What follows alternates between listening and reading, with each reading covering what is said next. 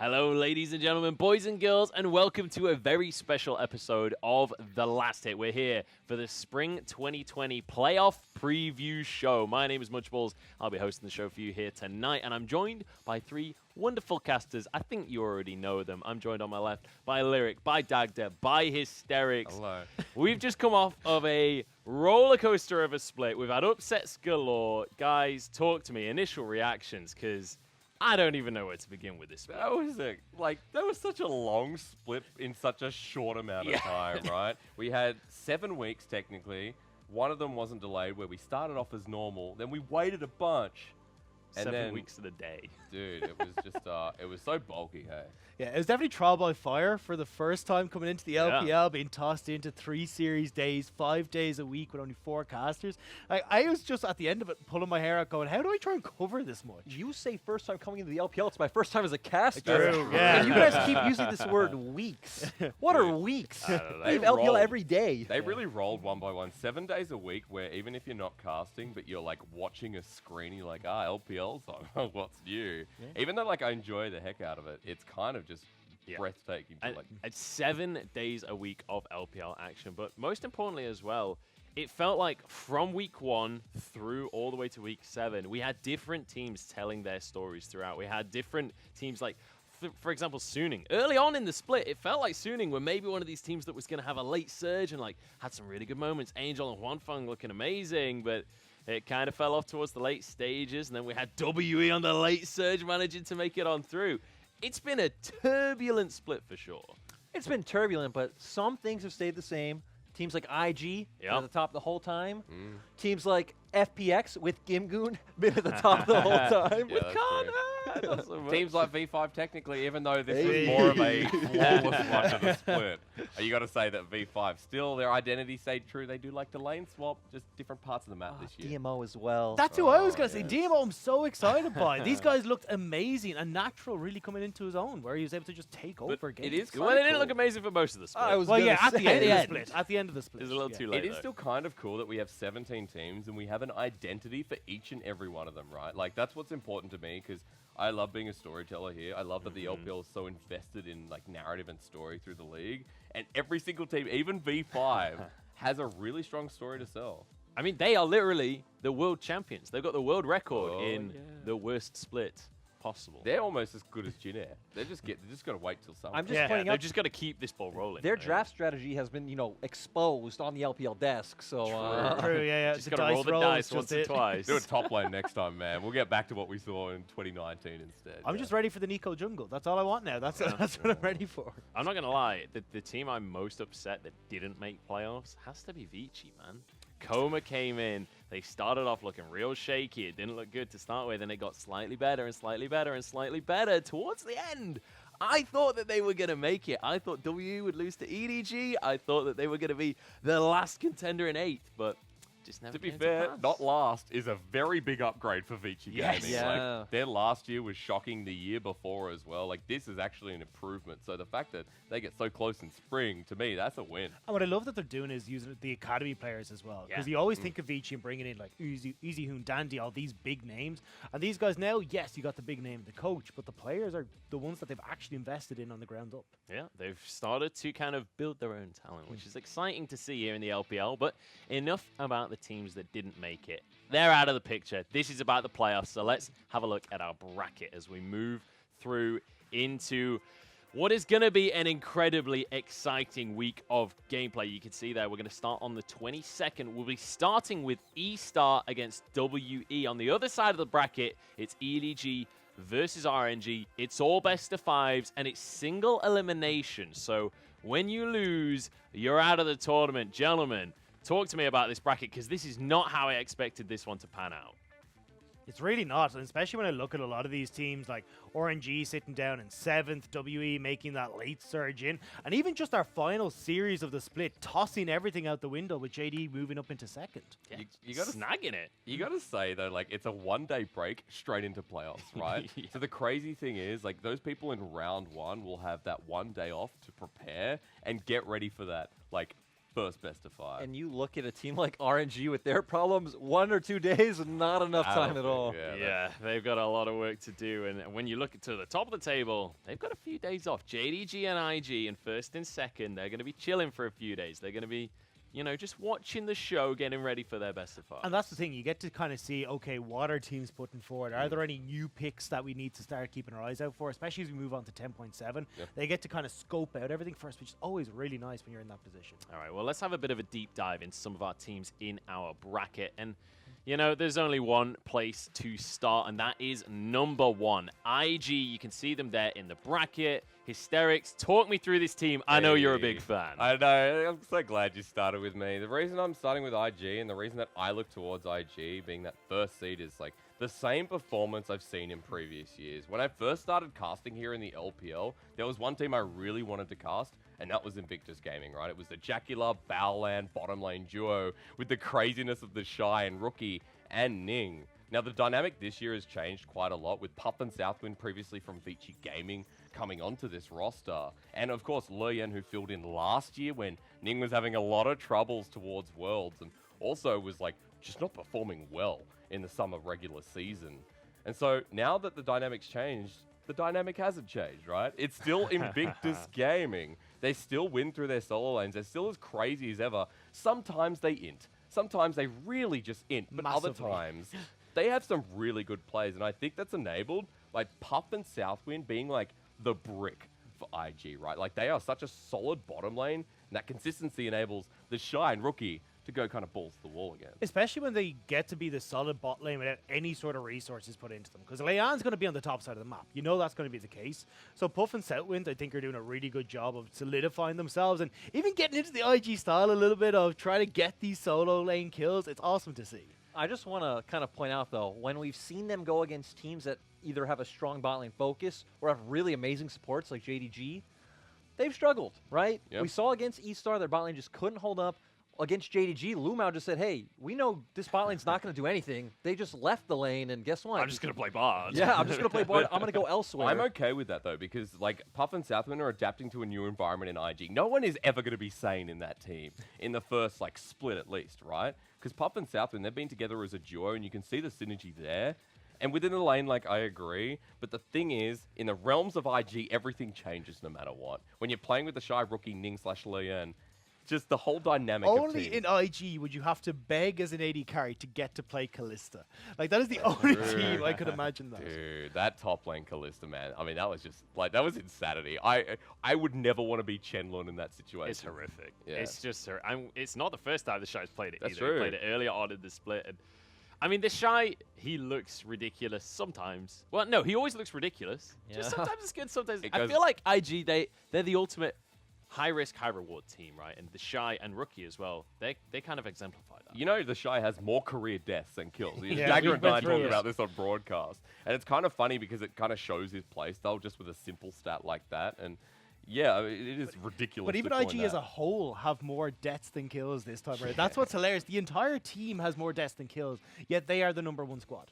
To me, it's 14 like, to 2. what? The thing that stands out to me about IG, though, is that, like, they're the ultimate skill check team. If you don't have the players that can at least pretty closely stack up to them, there's no way you're going to have a chance against them, right? You at least need mechanically on some level to, I'd say, hit 3 or 4 out of the 5 rolls. Because we see they come into those best of 3 series. Game 1 is literally like IG will throw things to the wind. And then, as we saw against LNG, Game 2 and Game 3, they do have more of a stable game plan, but they're still that aggressive. They're just more concrete in their decision making. I feel like I guess. IG, in the context of like an MMORPG, they're like the gear check boss, where you're like halfway through the raid and it's like, unless you've got this much gear or this much mechanical skill in League of Legends, you don't get to go any further forward. You got to keep grinding. You got to get better before you're allowed to come and play against So what we're these saying guys. is all of the LPL has not passed the gear check Yeah. so far. Is what we're Pretty saying? much. Is that it? Well, A couple teams I mean, a lot of them took one game. That's one thing you have to say about IG. But that happened Even though last year. They only lost 2 series, but they lost a lot of individual games along You the know, way. in summer last year, they went to Game 3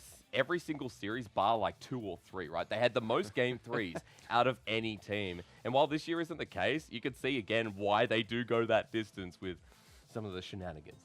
Shenanigans is definitely the word for IG. But that's enough about our first seed. I'm sure people have heard a lot about IG over the years as well. But with that said, let's look at number 2 on the board. And it's a number 2 that I don't think a lot of people were expecting. It's JD Gaming. Lyric, talk to me about this team. They're on a 7-win streak to make it into second seed. Yeah, so finally getting Zoom back, the star top laner in this roster. The thing that I love about JDG is they're probably the most well-rounded team. You look at them across all 5 roles, they're either star players or at least above average. And they do so well at playing around neutral objectives, which have just become so much more important this time. This split especially, right, with the Dragon Souls. So when you look at this team get in front of, like, first Drake, they're going to have the wards, they're going to have the sit-up, they're going to get on top of you first, and they're going to win out.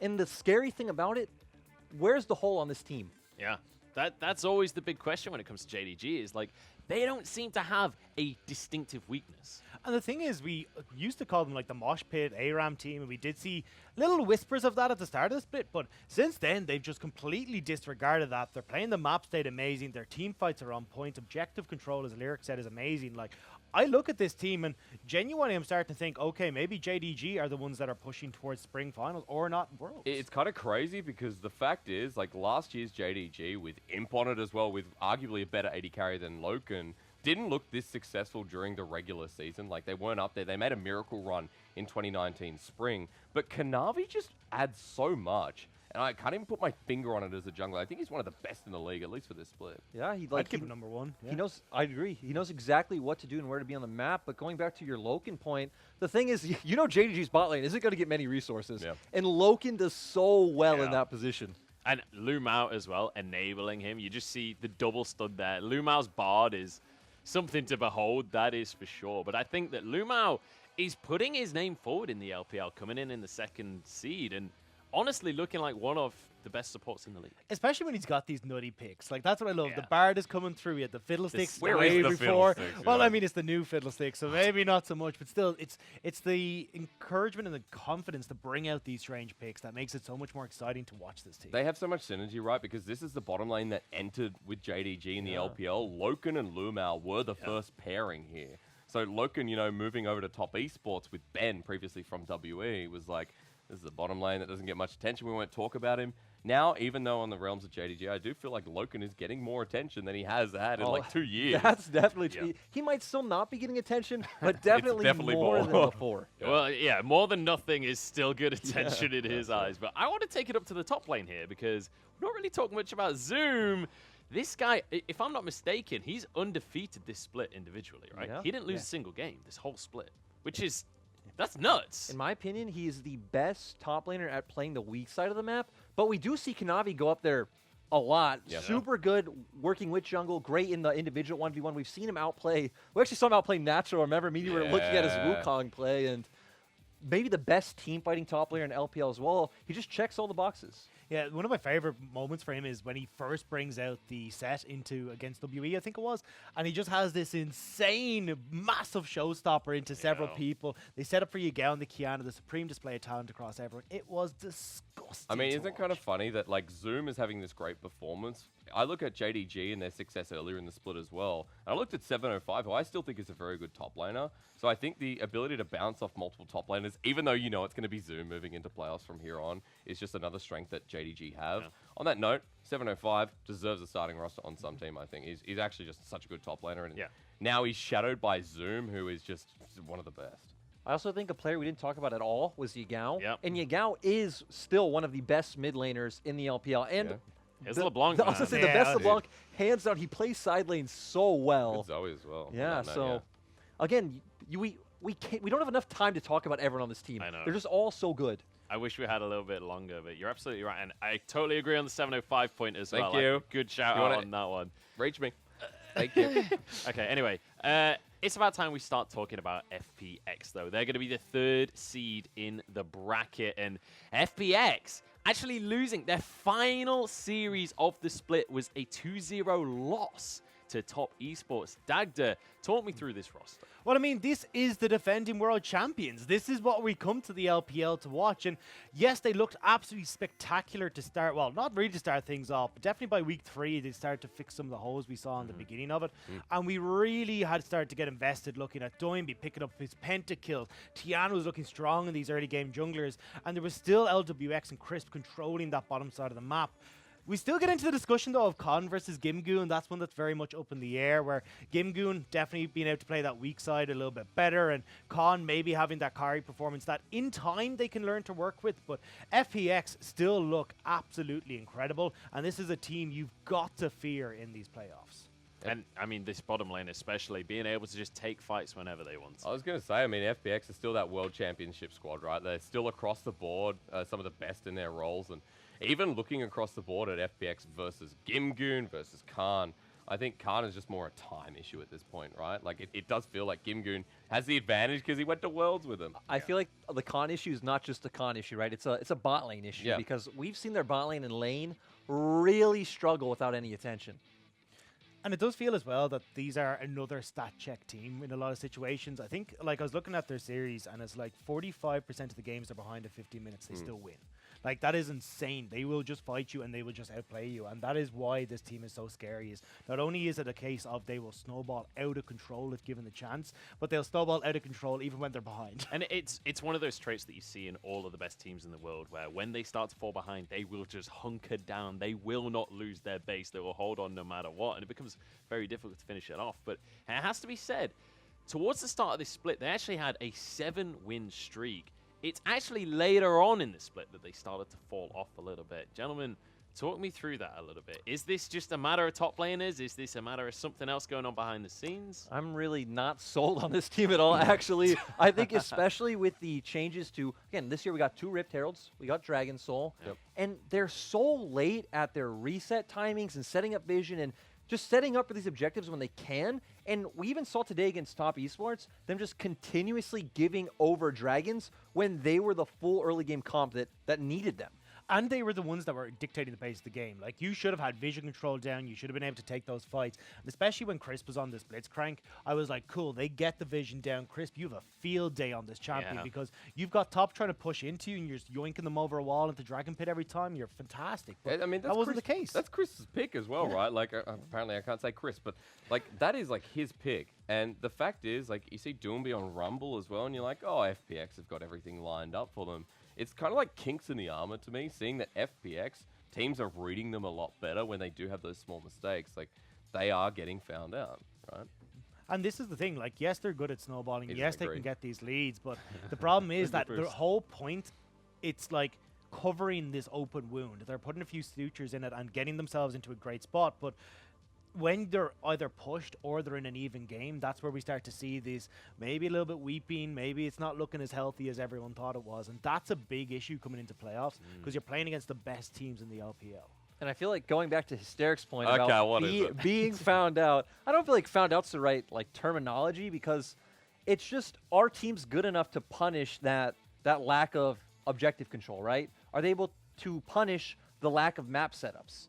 And it seems like across the LPL, well, the answer is no. He did, like Dagda just said, they are, I wouldn't say a stat check team, but they are good enough to where, guess what, if you don't match them player for player, they still will do like what IG do against other teams. Yeah. That's honestly what it kind of felt like Top did in their series at the end of the split, was just match them skill for skill, right? When we saw the mid lane, I mean, Knight coming in on the Silas especially, looking amazing. Dude, he's been looking amazing for like, I mean, the majority of the split, really, it feels like. Knight is still the core of that team. I know, we'll talk about let's bring it back to FPX. Do you not think it's funny that like the last series of summer last year was FPX and Top Esports? Yeah. That was their very last matchup, and that was where Doinby played jungle and Tien played mid lane Aatrox, And then they go up against Top this time, and it was like another 2-0, just Top sway.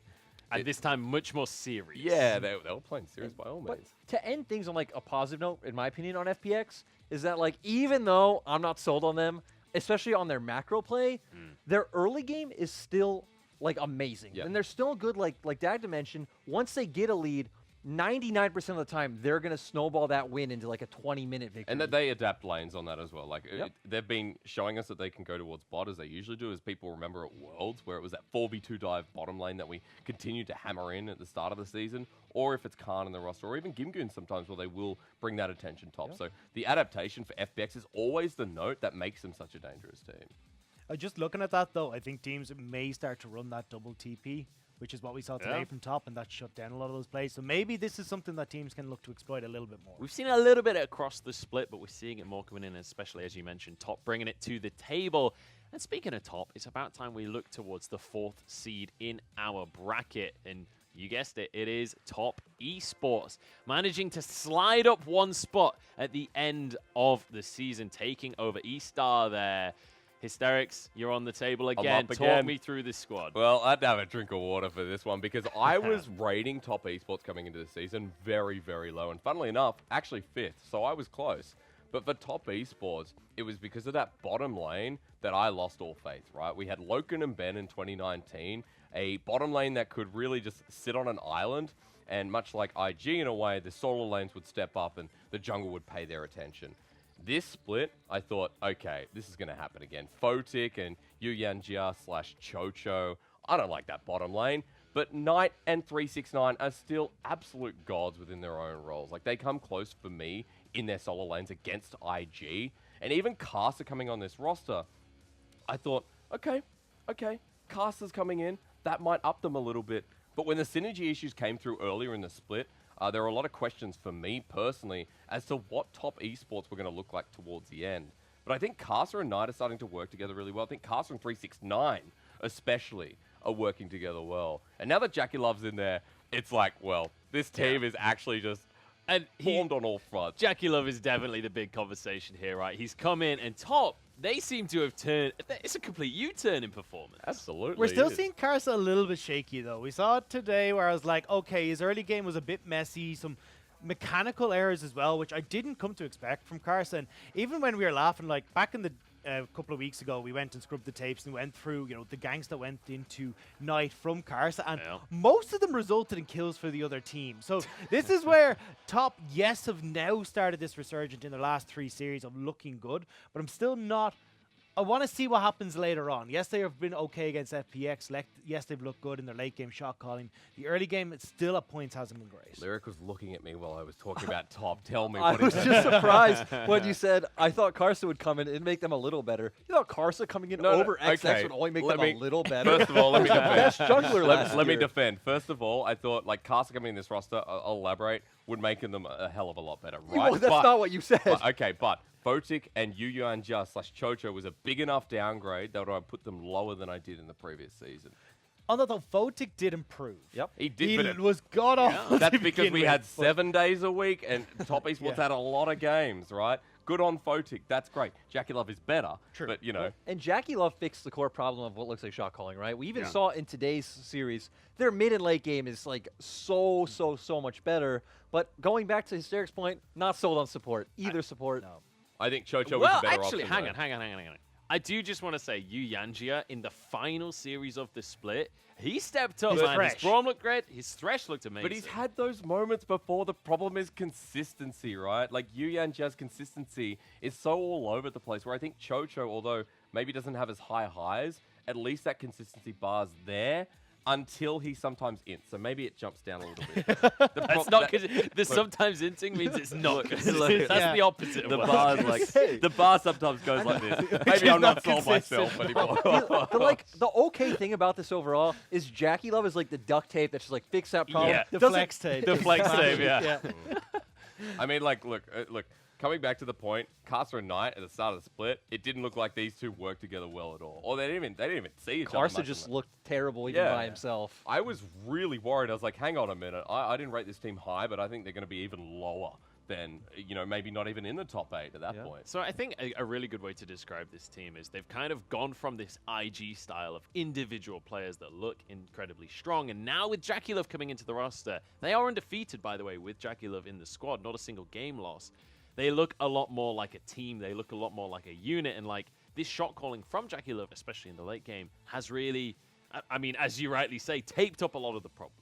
And I think as well it gives them another lane to play around, because it has been the 369 story for most of the split, where you have Knight going up, Karst is playing there, and this was kind of where we saw a lot of their success. And yeah, 369 on like Vladimir's and stuff was going nuts in these skirmishes, but having Jackie Love in at least gives them a bottom lane to focus and play around, because it felt like Photic, even if you got him fed, was just going to do nothing with that. And yes, he became an AD carry by the end of the split, but still wasn't able to fight with the top AD Carster carries in became the LPL. duct tape. Carster became the duct tape towards the bottom But lane. I want to add the context of us continuing to say, like, oh, kind of played like IG. It's not that they necessarily played like IG, right? It's that they relied on individual prowess. Yeah. Top, the whole time, we're still trying to make these plays as a team. They were just always failing. We They had that just conversation a weren't lot on on the same broadcast, right? page. Because like, not, at the end of the day, if people think top esports, they should still think Knight. Because Knight is still performing like the best mid laner. If you're talking about individual talent, like you put Doomby and Knight together and you go, Doomby in the realms of FPX and as a mid laner is so supportive to the rest of the team, and he does have that individual talent too. Knight, if you put everything into him, he will carry you. He will. Knight is the best individually skilled mid laner in the league. We saw what it signed He's us. shown that time and time again across the course of the split. They're looking amazing, and I'm hoping they can keep this going as they You go at into number one. playoffs. Yeah, you put them one. I've got the number one in the power Oh, rankings. I top predicted Jackie Love would become. No, I didn't predict anything. My logic doesn't really hold up anymore on that team, but we'll talk about that later. First off, we're going to have another glance at our bracket as we move towards our 5th seed. And Dagda, I know this is a personal favorite of yours. Let's talk about Estar, the 17th newest squad here in the LPL. I have been on the Estar hype train since after their first Rogue Warriors game, because that one was abysmal. But after that, they looked Doesn't count. incredible. Wei has been the jungler to outplay everyone in this early game. He's so active on the likes of Jarvan, has been so influential for this team, especially setting up what has just been an entire squad of raw talent. In Crying in the mid lane, Wink in the bottom lane, Chelsea on the Thresh, the Bards, everything has looked absolutely incredible. And then even looking at Xiaobai in the top lane, at the beginning I was looking at him going, okay, this guy needs to learn how to play weak side top. He hasn't really been able to find his function yet. But as the split went on, not only did he learn how to play weak side top, but once he started putting any sort of resources into this guy, he took over from that top lane as well. The Renekton's were great, the Wukongs looked fantastic, and E-Stars as a whole started to flourish. We started getting to the point with E-Stars where we went from just, it's the Cry and Wink show, and then the Cry and Wink and Way, to everyone from E-Star, as you said, you use that word, they flourish, right? I think they are one of the best team fighting teams in the LPL. I think from week 2, week 1, they even showed that there. Well, not even just the best team fighting teams. One of the distinguishing factors about Estar to me was that we never looked at this team as, okay, they rely on individual skill, right? They have the mechanics, but from the first week, they've always played as a team. It was always about the system and what they want to do. Which And is insane. what they want to do most of the time is brawl. You can see it in the replays. These fights are so messy, but they constantly come out on top. And it's because they're relying on that individual skill where they can just show off and how good they are. The problem is, though, it started to bite them as the week started to go on, because teams were figuring them out. They're going to go for this level 2, level 3 gank with Wei, probably a dive more than likely. And once teams started to figure, okay, we can gank against that, we can play towards that, or even just get ourselves into a really good jungle matchup, we can control it like JDG did for Kanavi. And E-Stars just started to fall apart. So now I'm a bit worried for them coming into this playoffs about how good can they be when teams have so much time to prep against them. I want to delve into that a little bit, because a lot of people in the community were saying this team has been kind of found out a couple of weeks ago. They started to get a few losses on the board, and it felt like people had lost faith in the E-Stars hype train. Lyric, is that the case? Is this a one-dimensional team? Have they been found out going into playoffs? Look, I don't want to be down on Estars, but you guys were all sit on the next to hype the train. train, You man. guys were I'm all still on the hype train. I'm willing to die on this you thing. You were the conductor of the hype train. You were definitely like I was first shoveling class coal. Yeah. And you were on it in the early weeks as well. Yeah, I don't know where I am on the train. From but week 1, I was on like, that. okay, guys, this team's gonna get found out. Like, their playstyle is just too one-dimensional. Sure, their shot calling is great, their team fighting's great. They have a lot of good aspects, but it doesn't feel like they have the experience. That's the thing.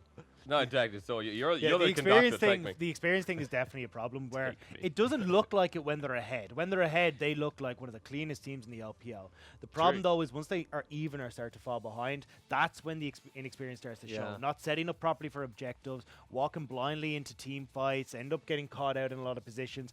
You look like you're dying to say No, something keep over going, here. keep going, keep going. I'll be with you. But yeah. To me, they're a team that, against teams that have a really strong side laner, like they're not going to be able to play against them because Xiaobai is always going to be grouped up mid with this team. They're just going to completely give up the weak side of the map. It's like they won't even have a weak side. There isn't a side of the map. Have you guys seen Back to the Future? You know, where, you know, the car breaks and then he comes in on a train? Right, that's what this train has become, right? Because if we go back to 2018, Ning, world's MVP. Where'd he come from? I'll let you answer that in a second. 2019, world's MVP. Tien, where'd he come from? 2020, Mr. Conductor. You know which team he came from, Wei, right? Yeah. Yeah. The Young Young Miracles. Miracles jungle buff. You mean Xiaobai, right? The What? Young Miracles jungle buff. No, look. RNG, wow. Well, Finish your point. Sorry. The Young PDD. Miracles jungler buff will continue this year one way or another. And it's only Hey, I see what you spring, did. but I tell you one thing right now. Wei is actually a top 3 jungler in my book, easy. If not, top 2. Wei looks so good, and this is only spring. So get ready to have another jungler world's MVP. Well, he's at least top 17 in my books, that's for sure. I'm when in the it front comes carriage to with the- you. so- Yes, you are. He wasn't sure, but I he's didn't well blend and them truly in. avoided the hype train. It's time to move on with our bracket, though, as we start to look towards the 5th seed now. EDG, who've had a bit of a rocky road here in playoffs. Lyric, talk me through this squad, because it feels hard to pin down. I actually feel like EDG impressed us because coming into the split with not making many roster changes, Yeah. I know at least personally I had them pretty low, not even making playoffs. But you know, a phrase we haven't used yet is late game team fighting, which is Yeah. probably pretty surprising for LPL. But Yeah. EDG is the team that wants to go late. It is going to be all on Scout and Hope's shoulders. Still, doesn't matter which iteration of the roster we see, either Junja in Audi or Jeje in Jinu. They still want to play for that side. And I feel like the big thing here is we've seen Hope be one of the best AD carries in the league, and Scout as well, definitely top 3, top 4 still. And I'd even say the best mid laner at playing around side lanes and creating this split push pressure. Yeah, especially on the Azir, we've seen him in the side lanes. But I want to go back to the conversation of Hope that you brought up, because he was promoted from the LDL into this main roster, and he has stepped up to the mark at a level I never expected. No, not at all. I mean, everyone remembers that Faris clip as well against RNG. I think Yeah. we've used it in every It single might segment. just be this Oh, it might be one. this Oh, one. Sorry, that wasn't actually prepped. But this is It was. disgusting. Yeah, by you. But this is where I was just like, okay, this guy's an absolute monster. And look, whatever way you want to look at Xiaohu, maybe misplaying this. I know a lot of people are discussing that. This is still Hope looking so damn strong, and he has stepped up as this massive carry alongside Scout. And I love that Scout's flexibility is there for this team as well. This guy plays everything. I know the opinion of Hope, though, was that he should have been in the LPL a long time ago. He was, like, gated by iBoy, right? iBoy here on EDG for, I guess, the longest time. And Hope over in the LDL, it's like, well, Hope played a couple of games. Last year, we actually saw him play a couple of games in the split, but we never got more than that. I think this is a long time coming, and Hope is actually just so damn good for someone who should have been an LPL start a long time ago. So I do want to ask you guys a question then, because as we move down further in the bracket, how are we feeling about the chances for EDG here? How do they match up against those top 4 teams? Because that's really what matters when it comes down to it. Whoever wants to take this one, you're looking at me a little nervously. Look at Lyric, he's excited. Let's go. This might be controversial then. It's not controversial. I feel like early game, they probably won't stack up to a lot of the teams above them. And we've seen constantly, once it gets to mid and late game, despite the fact that they are so good in these front-to-back team fights, they just don't know how to react when some teams will do something unexpected. If a team just wants to try and rush a Baron, EDG won't even like consider that possibility. Yeah. Just will give it up. And you said this a while ago, was that they're really good at their fundamentals. But the problem is that a lot of our top teams excel at those fundamentals. And it really does feel like they just can't match up in a lot of these scenarios. And as you said, it's not about just being able to play by the book. Sometimes you have to be able to toss it out and figure out a new game plan. It's about that And that's not what you're going to pizzazz. see. Yeah, especially in the LPL, it's all about the pizzazz here. But with that said, let's continue down our bracket, because we've got to start rocking through these ones. The next one on the chopping block is going to be seed number 7. It's RNG. Dagda, talk to me about this roster, because Similarly to Hope, we had Betty stepping on into the I like team. the way you give me this because I accidentally created this meme. But yeah, RNG have not RNG looked or too RNG. good. Yeah. But RNG have not looked too hot so far this split, especially when Uzi hasn't been able to come into the roster. First, it was he wasn't able to come in because he was in quarantine. Now it's because of medical issues. So this guy is just, we're waiting on him constantly to come into the team. And while that's happening, Betty is doing a good job from the bottom side of the map. The main issue is they seem to be lacking his voice on the team.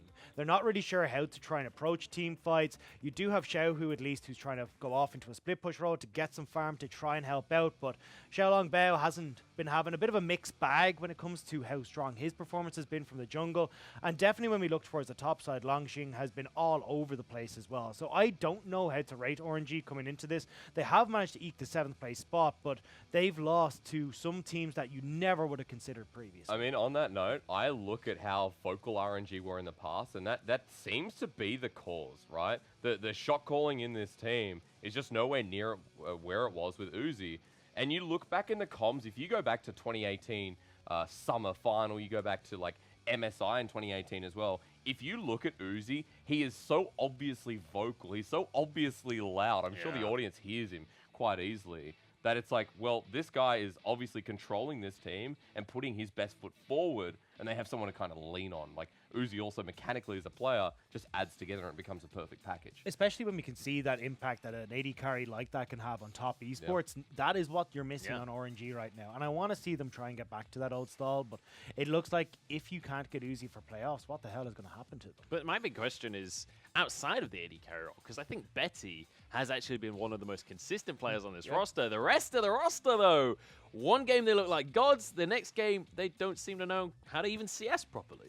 There's nothing I can say about this squad. We've seen some games where Xiaohu looks like an absolute monster. Some games where Xiaohu is, like, I don't even want to think about it. Xiaolong Bao as well has had some crazy standout games where he carries the team on his back. Has some games where he's single-handedly losing them the game. Both Ming and Longxing as well, just up and down, up and down, up and down. Ming, And again, there doesn't seem to be a consistent factor why. And on the Xiaolong Bao point, it seems to me that it's very much a vocal thing coming from his laners that seem to be dictating his play. I think if he was left to his own devices, he could probably do fine. But it does seem in a lot of situations where he's sitting in bushes for 30, 40, 50 seconds, not doing anything, just because Xiaohu has called him over. So is there a comparison to be made? We made the comparison between Uzi and between Jackie Love coming in with the shot calling. Is there a comparison to be made between Karsa and Xiaolong Bao? Now Jackie Love's in top. Karsa looks a lot better. Could that be the same issue for RNG? He's a rookie, so, you know, it would make sense that he needs... It's actually kind of strange, because I'm actually going against your point where you're saying he needs to have more of his own voice, but yeah, I'm sorry. But maybe he doesn't feel comfortable enough having his own voice, right? He's next to these long-standing veterans like Xiaohu and Ming, and it's like, does he feel comfortable to be the one dictating, you know, the pace of the game? But I've also seen him just invade the enemy jungle by himself at some points, and I don't think that Xiaohu... he's confident at least. He's Dude, confident. someone needs to step on that up on that team. Like, somebody needs to be a dominating voice, and Xiaolong Bao needs to get his foot in the door, right? So How is it not Ming? Ming is this so much is what I don't experience. understand, and I need to come in here and say that, like, while Ming has like been acting up as well, and we talk about Betty's consistency, Betty is getting done dirty because Uzi's not there, and people are saying it's because Uzi's not here that RNG are failing. I guarantee you, if Uzi plays in playoffs, a couple of games that they look like maybe just as shocking, and then they kind of roll with it, right? Like, I still think it needs time. I don't know if I'd be willing to make that Like, bold of a or statement. if even, I don't know. But do they even get those games is the thing? Like, That's if true. Uzi comes in, well, I mean, now he hasn't been playing with them for the entirety of spring. It's not like you're just going to be able to slot him in, especially with a new jungler and some Sure, new it'd be faces. scrimming. That's I going to mean, be a bit I was missing. going I to don't say, know. we need to add in the fact, right, that this is all online. So actually, there isn't much of a difference from scrimming to playing. Oh, I guess not And, all I mean, online. In but that mostly context, online. in that Probably the best context, of five. veterancy actually loses some of its strength as well. That's Yeah. what a lot of the guys in the Yeah. LEC have been saying. We'll see. That conversation might have to continue on Twitter because we got to keep moving through our bracket towards our 8th seed. The final seed coming on through WE, baby. They made it in the end. Morgan, the absolute hero, the You man of do the like hour. Morgan. I feel like he wants to take Yeah, this one. I'm like- Lyric, my notes say I should give it to you, but I just want to talk about this team. I'm not going to lie. I'm going to take this one instead. 'Cause Morgan, Great look notes, at him on man. the left. You can tell that he's on WE now. I'm pretty sure he used to be a part of the WWE because this guy, he's an absolute beast in the top lane. Teachema, his champion pool issues have been clearly solved. Well, at least they've been flex taped, if you will. But Xiaomeng as well looks like it's like This is the second time today I've called Jomung the jungler. Beishang in the jungle. Nice. When he looks good, he looks incredible. The great thing about this team is they just have such a very easy to understand identity of like, well, mid is going to pick something that roams and supports jungler. Jungler's going to play super aggressive. 80% of the time that's going to go towards the bot lane to prop up Jomung because, ooh, if Jomung doesn't get resources, God help us all. Sometimes does go top lane. I though. created a name for this team. I called it Teacher Madness, right? Because what Teacher Ma does affects the rest of the map. And sometimes it's chaotic. Sometimes it's great. Like the Pantheon, the Aurelian Soul. I love his champion pool. Yeah. I think Teacher Ma is the biggest surprise for me in 2020 spring. And the Galio looks amazing. Yeah. I was going to just say, like, JD has turned out some insane top laners the last while. Because we've got Zoom, 705, Morgan was also over there. I mean, whatever Zoom is training these guys with, they look really good. And Morgan, as well, has now stepped into this more split push-orientated role. And he's looked absolutely stellar, even picking up solo kills today. And it's interesting how this squad, we've been talking about team play, we've been talking about working together. This is the best example of that in the entire LPL, in my opinion. When they make plays, they do it as a team, no matter what, pretty much every single time. Synergizing so well when Morgan is the new addition to this top lane. Remember last year was Post, right? Yeah. And WE had Post, Beishang, and Missing was still in that bottom lane. But the fact that Morgan performed so well after having one LPL game last year, after being in the LDL, like Morgan played one game on JDG, and that was it. Morgan then steps up in WE and is like, oh, okay, boys, let me just But show you how it's done. let's give credit where it's due. Somebody we haven't talked about is Missing, Yep. who Yeah. other than having an amazing Thresh, again, clearly the veteran voice on this team, the most long-standing member, so he's the one leading a lot of these engages, and again, guy looks like a monster. He had to fill in a void because this year, the biggest story for WE was losing Xie, going over to DMO, and also losing Mystic, who, funnily enough, Jomung does play Ashe as well, apparently, which was Mystic's pocket pick. So these two coming in, it was like, yeah, Missing stepped up massively to fill that void, I think. I I just agree. love this team. I'm not I going know to you lie. do. I've got... I think we know. They've got a special place in my heart, Morgan especially in that top lane. And I love that they've stepped up towards the end of the split. I don't think many people were expecting them to make playoffs, but they did. And we got to talk about their opponents as well, because they're going up against Estar to start things off. And when we've talked about both these teams, we've talked about the teamwork and we've talked about the team fighting. It feels like stylistically, this is kind of two sides of the same coin going up against each other here. I'd say it's two sides of the same coin. Like, the end goal is the same. We're going to see these, like, bot lane river skirmishes. But with Estar, earlier on it was about going through mid to bot. But now it's a lot more about just heading straight bot, punishing, and then looking for these fights later on. WE going to be all about getting with Teacher Ma first. I'd say, though, I really favor Estar. I think we're looking at a 3-0, boys. I'm in Oh the my. same boat. I think that Wei is just going to outshine Beishang here. Beishang is a little bit of a slower place jungler. Like, he'll still get out onto the map level 5, level 6, but Wei is there level 2. And that's not when Teacher Ma has a level chance 2. to roam. And I think that's where the difference is going to be. You here. doubt. Back me up here, buddy. Yeah, I'm with you. I'm with you. You doubt Teacher Ma's potential. First of all, he's going to play Aurelian Soul. Second of all, if we're talking about bot and we're talking about Teacher Ma moving, he's going to get there Okay, before Estar. you banned 4 champions like LNG did. What do you do now? Oh, They yeah. lost to Galio. LNG. You know what? You probably Ban play 5 Nocturne champions. because you can't ban them all. You try Nocturne again because you're only 0 and 2. Hey, that's not as bad as 0 and 3. We'll Sorry, find that Joe. one out. I'm glad You left Athletics your came side. back Yeah, for this boy. one. Hey, let me just tell you one thing. WE are full of surprises, right? And we've seen one style of draft a lot. That doesn't mean they don't have more. The thing is, teams have actually struggled against this style of draft. Yeah. Like, realistically, And- EDG was one of them. Let me just throw an extra thing into this conversation, because you're all saying that Teacher Ma is a weakness in his champion pool. But when you draw that many bans on a single person, that opens up a lot of options for the rest of the I squad. guess the problem is the fact that they're going to typically put Morgan either on a just straight up tank or Renekton, so not going to have a lot of mid lane It's carry not potential. attack, it's Ornn or Renekton. Yeah, That's exactly. it. There is no And- other options And here. you can't Probably expect Joe Monk to carry you if Teacher Ma is out of the game, because no one's going to be setting him up for success, and we've all seen how Joe Monk looks without those resources. But here's the thing. If we talk about the environment of best of fives, I know we're having a discussion about this before, but for WE, Missing and Beishang have been that environment. Stop it. Stop no. it. Stop Sit it. there. Sit there. Wait there. Beishang Wait and your Missing. turn, sir. Beishang and Missing have been in this environment before last year. The thing is, if we're talking about veterancy within the team itself, if we're talking about Missing being in a leadership role with Beishang, They've been in the best of 5 environment before. They've been under the pressure circumstances of LPL playoffs. Chelsea's been to MSI. I don't care. That's Flash Rules. It doesn't count. LMS is not a region anymore.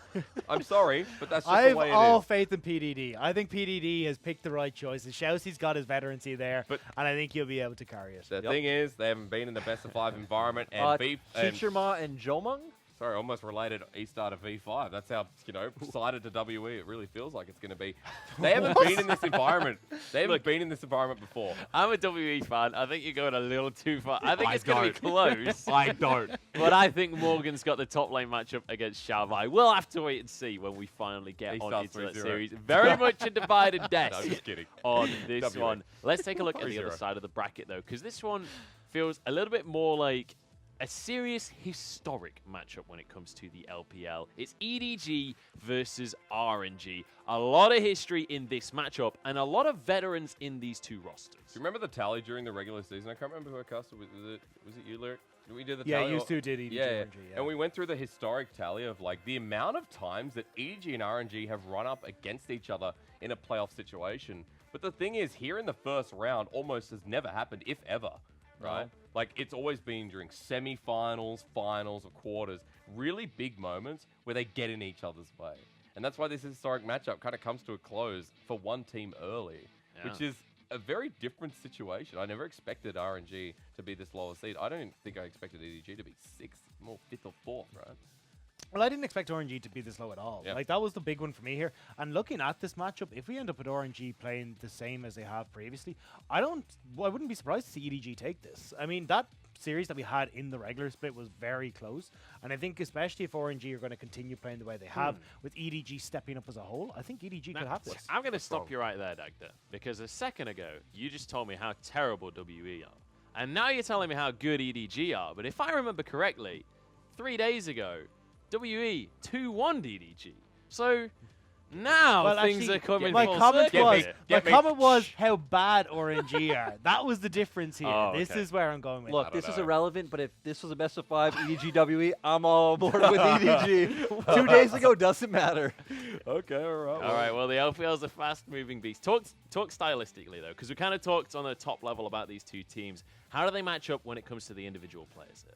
To me, it's going to be very contrasting where we've seen RNG in their wins really just go for, I don't want to say solo queue, but it's about finding picks and then snowballing off kills. It's kind of, right? To where Flex EDG, queue. EDG is going to be a lot more about bringing the moving pieces together, and they're just going to wait it out, right? We know that they're going to wait for that first dragon to spawn, maybe give it a couple minutes, then try to fight for it. They might rotate to Herald, but might not.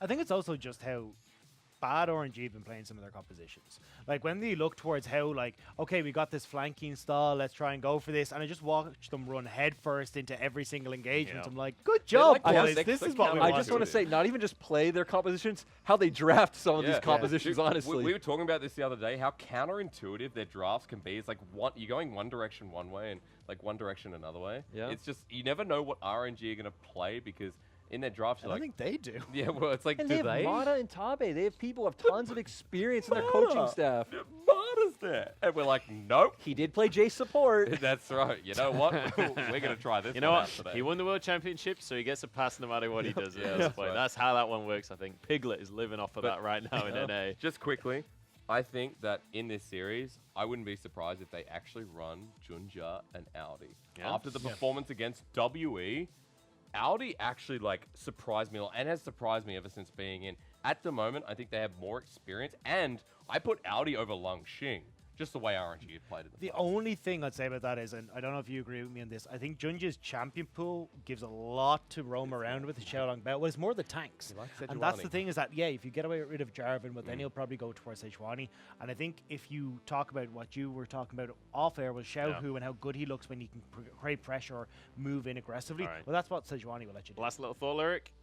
You look like you wanted to say something there. Like with Jinu and Jeja, I think it just opens them up to more playing around bot side, which is what their team prefers to do. We'll see if they're going to be able to pull that one off. But now we've talked about that matchup, it's time to put our money where our mouths are. It's time for our predictions. And coming into playoffs, there's a lot on the line here. But we're not talking finalists. We're not talking semi-finalists. We're talking winners here. I'm going to start with you, Lyric, and we'll move down. Tell me, who your winner for the spring Look, playoffs for me, is. guys, it's an easy one. This is JDG taking this 3-0, Sorry. 3-1. Something Continue. very convincing. They're going to pass the skill check that is IG. They have good enough players. Against a team like FPX, they're going to completely abuse their lack of ability to get these reset timings and control neutral objectives. And again, this team has no holes. Like, where are you going to attack on the map for them to lose? All right, well, we'll move down the line. We'll get all of our predictions out, then we'll discuss. Dagda, where are you looking? Well, up until today, I was really looking at FPX. I thought they were looking really strong. I thought they tried a whole bunch of different styles that I think were now working for them, or at least they were starting to move away from just this early game aggression to 4v2 bots. But after today, I'm not so sure, but I think definitely this new kind of styles that they tried out have given them a lot to work with, and I think they are starting to learn, especially after a loss like that against top esports. You're going to go back to the drawing board and start looking at the way you play around these objectives. Still back in the World Champions. Over to you, Hysterics. Where are you sitting on this one? I don't know what people are saying. When IG go first in the regular season again, when IG over multiple years, even with their It's like shenanigans 2018. in the regular season, have actually finished so strong yet again. It's so easy for me to say IG, right? Because yet again, if you're talking JDG, right? Undefeated with Zoom. Doesn't matter. JDG, if they hit second, right? What's If they that go noise? into grand finals. IG beat them in spring. In 2019 spring, IG 3-0'd them. You're And when living you- in the past, bro. Let me All slide right. it to you. Hang on. When we get towards draft, their counter picks for solo lanes, they're just going to win out through the solo lanes, and that's what matters in a best of 5. They don't care. They play the same as in solo. queue. Before we fully dive into this debate, I'm going to put my money down on the table Ooh, as you too. well. My prediction going in, I've baited and switched on these guys. I'm going for top esports. Jackie Lovers, come on in. I've changed things up because I thought it was going to be WE, to be quite honest. I just well, I assumed did you were consider doubling it. down. I That's did fine. consider it, but seriously, top esports, they look amazing. I predicted them #1 in the power rankings right at the start of the split. Jackie Love coming in seems to have fixed the problems, and I'm all aboard this hype train now. Best of luck, friend. Best of luck. I mean, look, don't that's actually believe? not crazy. That's not as crazy as if you said EDG, RNG, if you said any of the teams in round 1. I'm actually surprised you didn't say Estar. But I don't know. Oh, This is the damn. thing. Dude, You he's see, I jumped said the no, train no, now. no, no, He's no, off no, the no. train. What I'm doing jumped. is I'm just tending the fire a little bit and sure just you seeing are. how it goes first. That's all. Zoom, I can believe Kanavi, that then. Lumao. My argument is there. Morgan's gonna defeat Zoom. You just said What top does that mean? esports. He's Yeah, but joining top he's gonna get esports. there before. It's gonna be WE versus top in the final. I'm calling I love it. how you're making Morgan out to be this Wait. fierce guy, and he's got the same smiliest side of the head on him. bracket. That's enough of that. Anyway, joke. so it's enough sass from you, Mr. Hysterics. Okay. But yeah, top esports, I reckon. You got JDG, your FPX, your IG, so we'll see how it's going to pan out. No RNG on the desk, and with their recent performance, not that surprising, to be quite honest. So Round 1. we'll have to see. It's the top 4 seeds being predicted here. But with that said, we've talked about the top of the table. Let's talk bottom of the table. Who's the dark horse then? I think you all know I'm going for WE here. I think damn. I've said enough on that. Tending the fires on Estar. That's what I'm doing. This is the only dark horse that I'm actually looking at. I 100% would not be surprised if Estar, when they start to hit playoffs, and they've got a bit of help coming in from PDD, that they can look like an entirely new beast. Especially, they've got a good bit of time off compared to a lot of the other teams, and they already had an idea of who they're going to be playing against. Like, you can prep for WE, OMG. They're not that hard to. So I think Estar will definitely come in hot. Look. We're gonna see E-Star. My dark horse is the best dark horse. It's WE. the better version of E-Star. You know, the WE. E-Star were the sub team to RNG. If RNG show up, I actually ranked them first in All my right, so preseason Hysterics, what power do you ranking. think? We've seen, Valid. especially when Xiaohu can get pressure mid, this guy goes everywhere. We saw earlier in the season against top esports, invading both sides of Karsa's jungle. Just if they can get it together, a really big if, Yeah. they can make it all the way to finals. There's a huge old A huge asterisk if, there. yeah. What about you, Hysterics? When last year in spring, when we reached out to the European players and Caps came back and said, I actually had this dream about JDG, right? Now, that was when If they you're were- about to call JDG a No, dark no, horse. no. It was the team in round 1 on the left side of the bracket. That is Eighth oddly specific. Seed. 8th seed is what? WE. On the left side of the bracket, I will tonight have a dream about WE making the run and going 3-2, 3-2, 3-2, making it to the final. and beating JDG. I will tonight have a losing? dream. No, Wait, and so beating confused. JDG So or it's FPX. different. It's a dark horse. No, they will win. That's my dream. All right? Two Let him dream. Cat- Let the let's man dream. dream. Let's Cap's go. dream didn't pan I out am though. going He to dreamed dream it and this. lost. Yeah. Tonight I will dream this. I'm putting in an hour. I will go to bed and I will have this. You got a dream. dream diary so you can I- like start lucid dreaming. I and all write that it kind of before I stuff. actually have the dream, and then Yeah. I look at it. You just gotta put the floppy disk in and then it Holy plays moly, it. you're old. Floppy disk. Oh god. Okay. Well, Computers, huh? with that, I'm gonna move on. an And invention. that brings us just about to the end of the show. So, gentlemen, final thoughts as we move towards playoffs. We've got 1 day off to prepare for our playoffs here. The players have only got 1 day off as well. Final thoughts, final thing to say to the audience as we move in. Hysterics, we'll start with you. I think, like, on a serious note, with all my sarcasm out the window, I think it's a bit of a shout out to our audience out there for sticking by us and for, you know, watching maybe as much LPL as we have. Because over these past 6 weeks that we've been back, we have been non-stop and we have been putting so much work into improving and like, you know, making our broadcast as good as possible, getting content out there as well at the same time while 4 of us are working 5 days a week, plus the 2 days of watching LPL in the meantime. I think it's a special shout out to them because they've supported us along the way and, you know, like people are reaching out and giving us that thanks and, you know, you guys are improving and you guys are doing such a great job. And that means like so much. Yeah, and just to bounce off that, especially when the 3 of us have come in as new guys into this, it has been really hard because of how intense it's been, how much LPL we have to try. I know, yeah, but when you get nice messages on Twitter and Reddit and a bunch of people reaching out to you, like it means so much more, and it does help in just keeping you going because it hasn't been easy, but the community has been so supportive. It's been incredible. You joined us for the first time. I was going to say my first time casting, but I can't word that as well as you guys just did, so I agree. I just like talking about League of I Legends, will guys. say, Mr. Munchables, I will say on a gameplay note, I think this will be one of the most competitive playoffs that we've ever had in the LPL. I certainly think it's been one of the Don't most jinx competitive this. splits that we've No, I had. ain't jinxed. No, I'm ready for all 5 game series. Yeah. We will die probably from our voice, but I can't wait. Which many teenagers have said before, some but lozenges. that's a different topic entirely. It's time to give an end to the show. Before we do go, let's take one last look at our schedule as we move into our playoffs. We'll start things off on the 22nd with Estar going up against WE. It'll start at 11 in Europe. It'll start at 2 a.m. in America.